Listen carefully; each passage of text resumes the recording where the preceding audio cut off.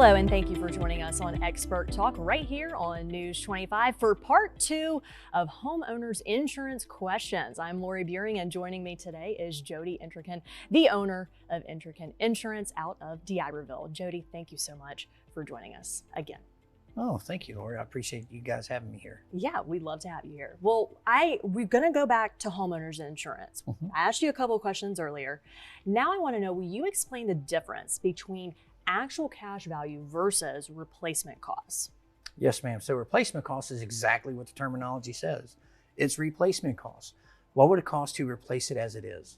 Not to upgrade it, not to make it something it's not, but to replace it for what it is now.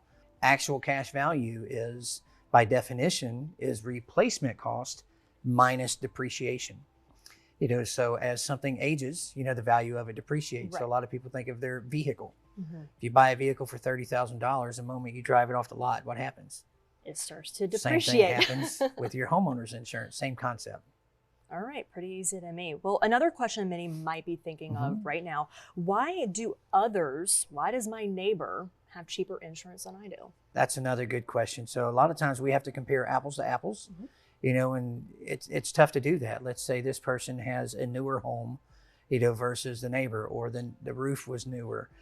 So our past can also determine the cost of our insurance. Okay. There's many factors, as why there's a cost difference.